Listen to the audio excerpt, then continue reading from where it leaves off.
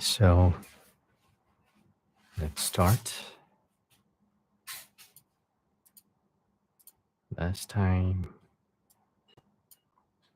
Okay, start from here. The second tale takes place in the same year, when the Crown Prince was 17.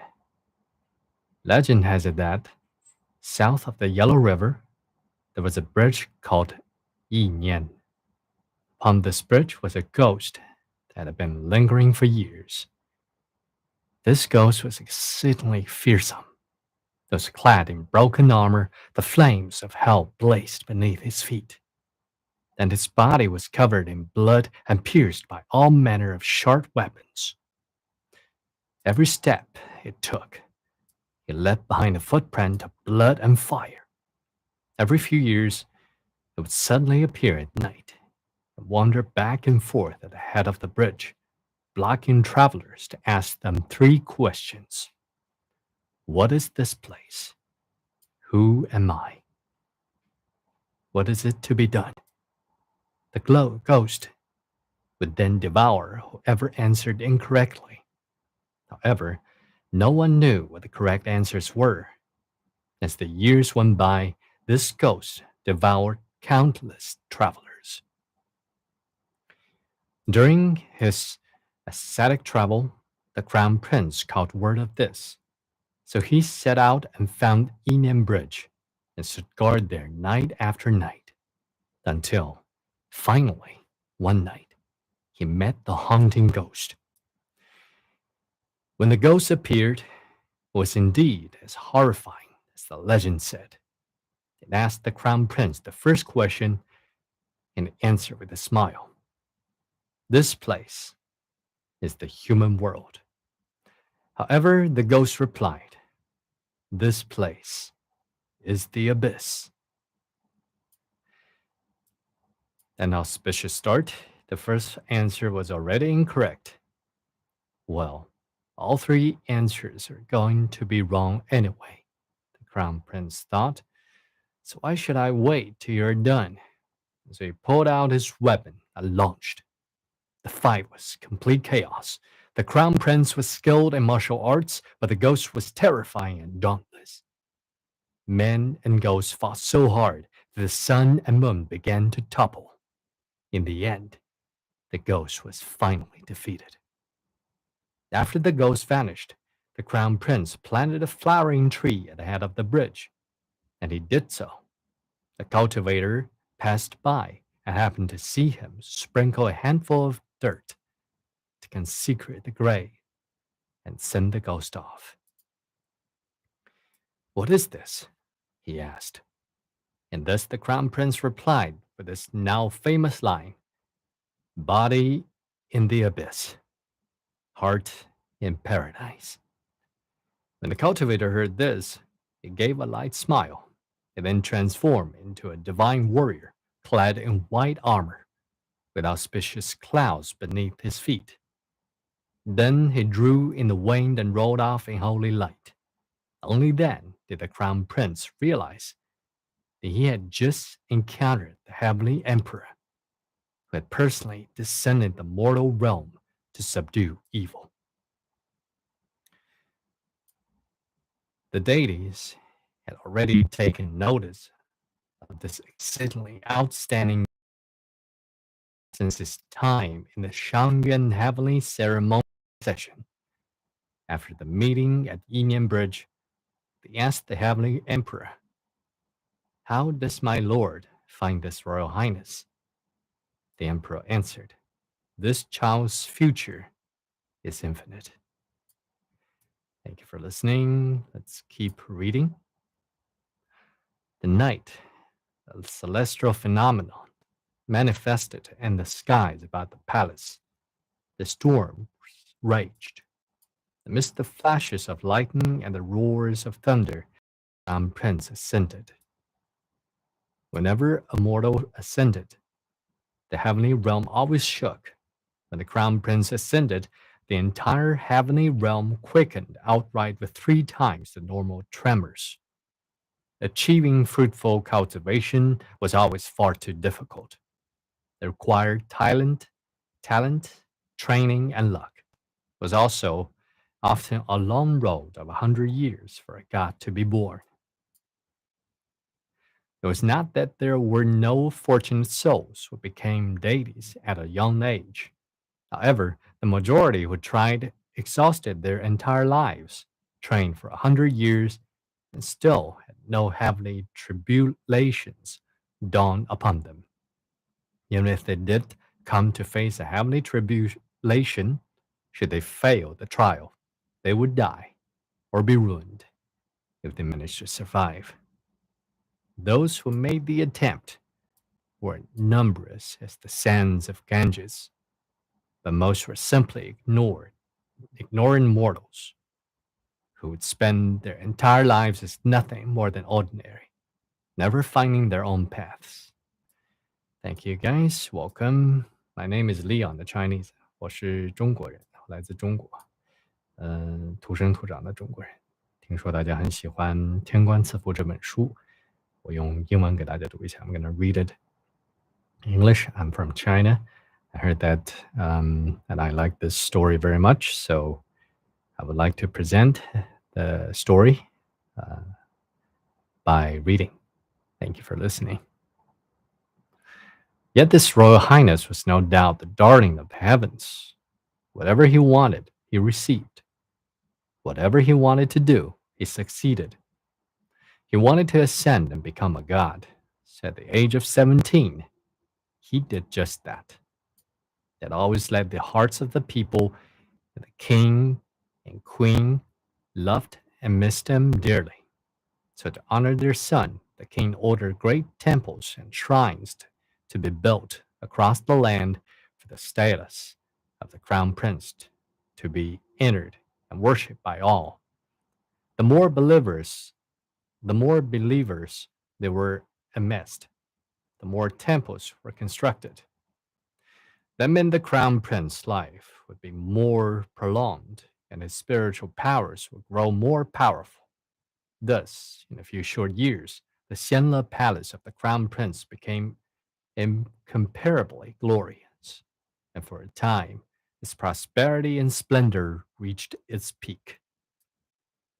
Welcome, Sammy. So, I started the live stream today to record or to read some part of the story. Yeah, it's okay.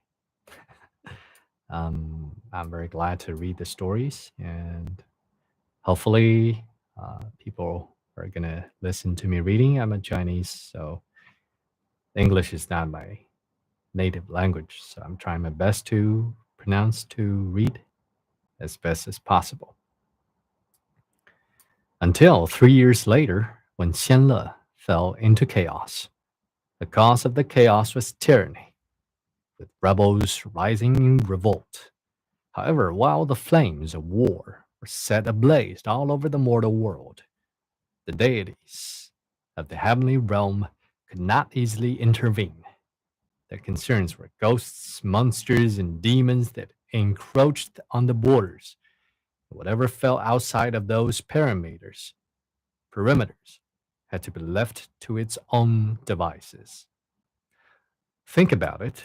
Conflicts were everywhere in the mortal realm, and everyone believed they were justified. So if any god were to stick a foot in, today it would back your former kingdom, tomorrow another would avenge his descendants. Thus, would there not be gods who wanted to fight each other all the time would fall into a life of disgrace. That was why the crown prince needed to keep his distance, but he did not care for that reasoning in the least. He said to the heavenly emperor, I will save the common people. The heavenly emperor possessed 1,000 years of divine power, but even he did not dare let those words hang off his lips. When he heard this, it was easy to imagine how he felt. Yet he could not do anything to stop the crown prince. So he said, You cannot save everyone. I can, the crown prince declared. Thus he descended to the mortal realm without looking back.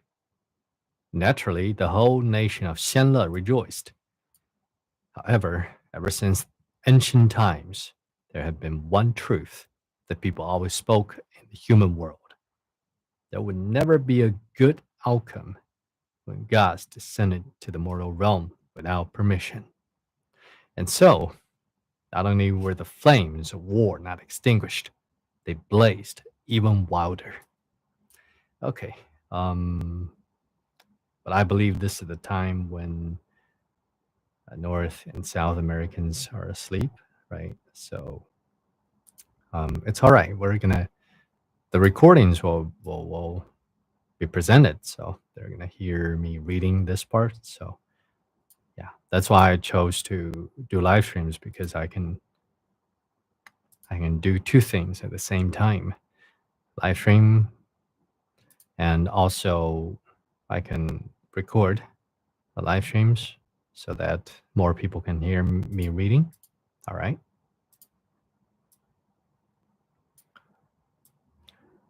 It was not to say the crown prince did not try, but it would have been better had he not intervened at all.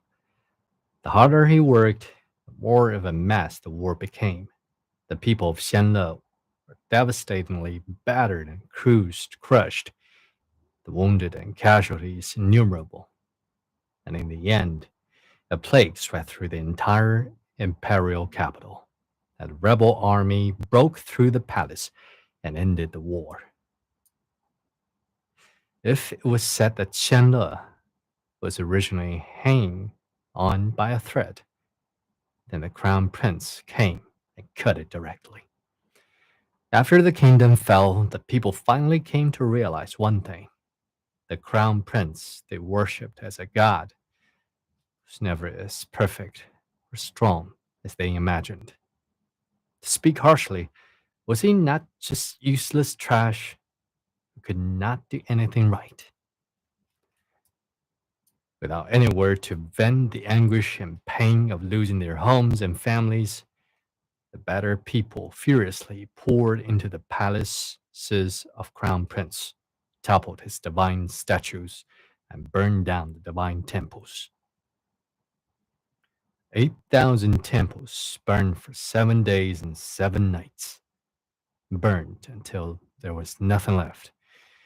From that moment on, the martial god who protected peace and safety vanished, and a god of misfortune who brought disasters was born. When the people call you a god, you're a god. If they call you a crab, you're a crab. You are whatever they say you are. It always been thus.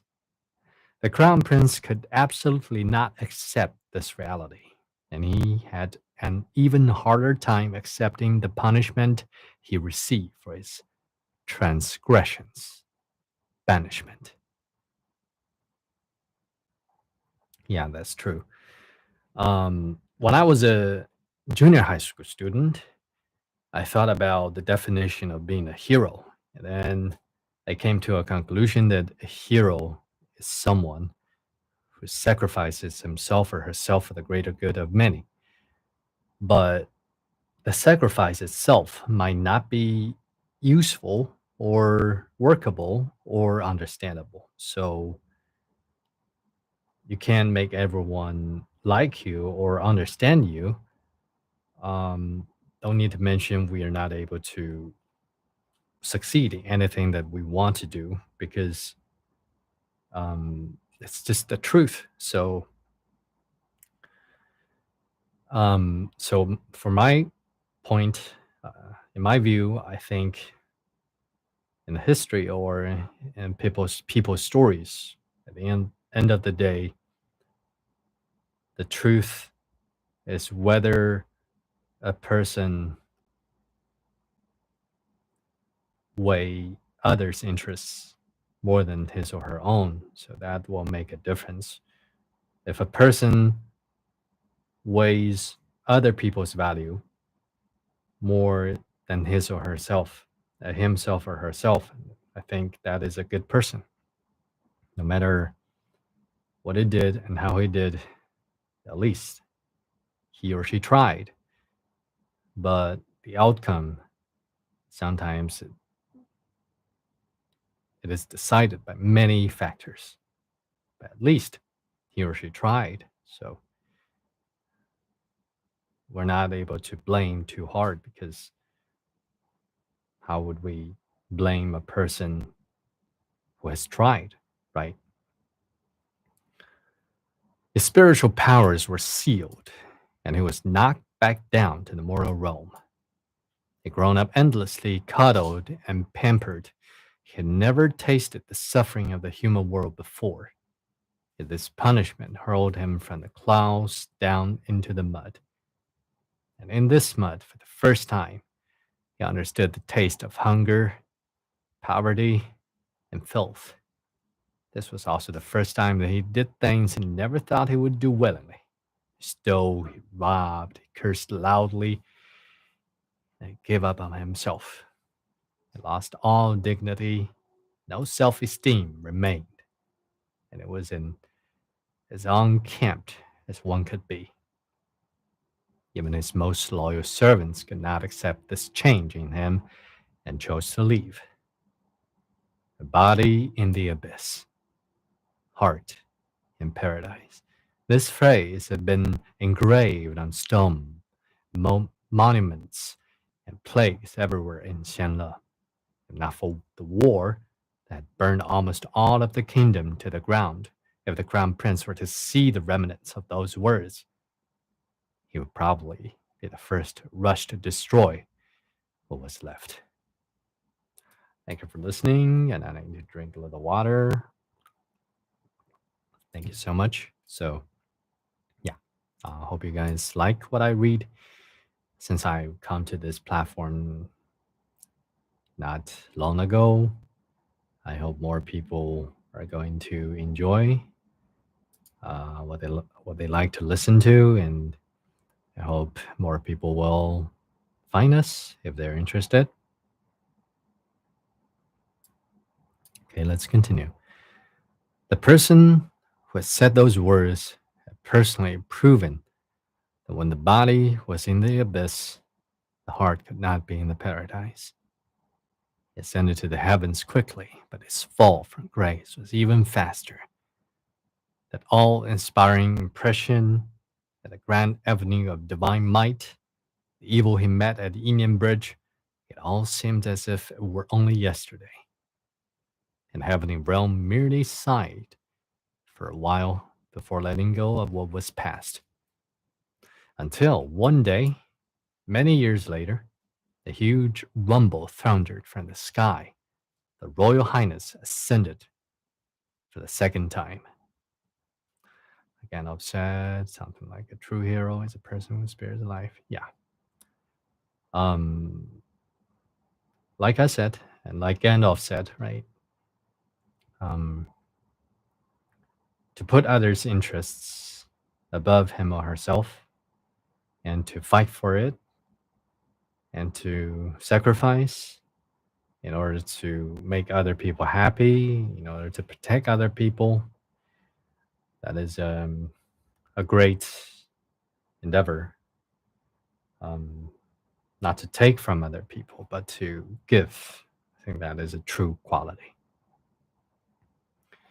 Throughout history, heavenly officials were banished, either never regained their glory or fell into the ghost realm. It was rare to turn over a new leaf after banishment. The second ascension was truly grand and spectacular. What was even more spectacular was that, after he ascended, he charged all the way into the heavenly realm and rampaged in full fury. Thus, he had only been ascended for the span of one instant's time before he was knocked back down again. One instant's time.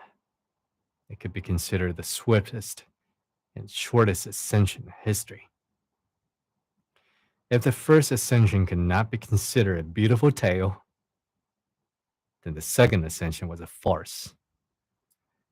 Having been banished twice, the heavenly realm looked upon this crown prince with full contempt. And in that contempt, there was caution. After all, he was already threatening and on edge after the first banishment, now that he had been banished twice. Would he not go berserk and take his revenge on the world? And who knows? After being banished this time, he did not go berserk and even adjusted earnestly to banish life. There were no issues at all. And the only problem was that maybe he was taking things a little too seriously. Sometimes he would busk at the end of the street, expertly playing any instrument and singing any songs, and even shattered boulders on his chest as part of his act. Oh, there had long been word that this Royal Highness could sing and dance, was a master of many talents. It was unbelievable to witness all his talents in such a fashion, truly inspiring complicated feelings in anyone who saw. Sometimes, who diligently and humbly collect scraps, the deities were shocked to their cores. It was unthinkable that things would reach this point, where now, if one was to say, "Son, you gave birth to the crown prince of Xianle," would be a curse more malicious, malicious than may you die without sons. Was once the noble and gracious crown prince, a heavenly official who was part of the divine ranks, but in truth, no one else had ever screwed up so badly. And so, this was the story of the man who was known as the laughingstock of the three realms. After laughing, those who are more sentimental might also sigh. The darling of the heavens, who once stood at such a height, had truly and thoroughly vanished. Divine statues collapsed, a native kingdom was destroyed, and not a single believer remained. Gradually, he was forgotten by the world, thus no one knew where he had drifted afterward. It was really a great shame to the banished ones. No one would be able to get back after being banished twice. The lanterns of everlasting light shuddered. The firelights danced in fury, and all the heavenly officials inside their golden palaces jolted awake, every one of them running out to ask each other, which new dignitary has ascended such a grandiose entrance? Yet who knew that claim and wonder the first second, but in the next, all the deities of heavens were thunderstruck. Weren't you done? That famous, that infamous Wordle, the laughingstock of the three realms, the legendary Royal Highness, the Crown Prince, he, he, he fucking ascended again. Uh, oh, I think I skipped a page. Sorry. So um let's continue from the page that was missed because I clicked too fast. I suppose maybe. Sometimes you busk at the end of the street. Oh, I read this page.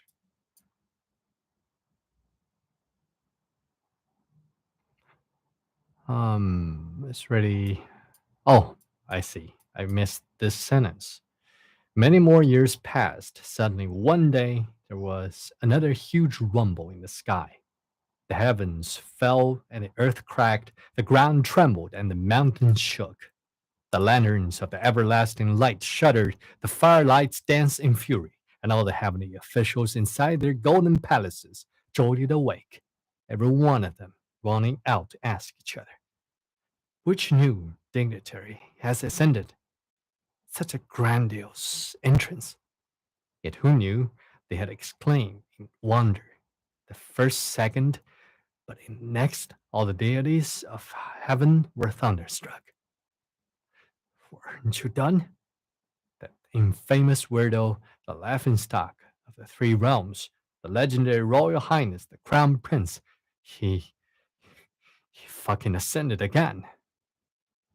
Yeah, so we can sort of, edit the first time I read this part because I kind of skipped just one paragraph. All right. So that's the end of chapter 1. I'm very related to the story every time I read this. Um, the courage and the valor is always one thing that I admire because I don't like cowards. I mean, I only admire those people who are brave enough to stand up, to try again, to stand up, not giving up, to stand up and to work harder and to stand up against the enemies, the ones who don't approve him or her. I always admire those people. And also, I try to be that kind of people to never give up if there's a hope. And whenever there's a chance that I could do something, you know, for the good of many, I would do it. Because I think life is long, but we can say life is short. So for me, I think the most important thing is that we find the purpose of our life and pursue that. Oh, am I able to say that word? Because it's there. I mean, I want to be loyal to the context. So I will read the original context. I mean, yeah. Back to what I was saying. Um, yeah, we only have one life, and we have to understand who we are and what we want to do, and we should have faith, and we should know that, and we should keep doing that, and then we should say that in this short life or in this long life, we found our purpose and we succeeded in trying to reach that goal to finish that purpose. So, and that is a life for me that is not regrettable. I will not be regretted if I have tried my best to do what I think to be meaningful and valuable. All right, so that's the end of the first chapter. Um, I'm gonna be reading later. I'm gonna be live streaming later, so be sure to have your bell icon on so that you can receive my notifications and check my community post so that you know when I am going to live stream. And thank you guys for liking, and be sure to like and to share and to let more people to know about me. And I'm very glad to know more about you. And I hope more people will come and enjoy my performance about reading novels, reading poems, doing impressions, even singing. I'm a full-time live streamer in China for 11 years. Okay, so that's pretty much for today's live stream. Thank you very much, and see you next time. Stay healthy, stay happy. See ya.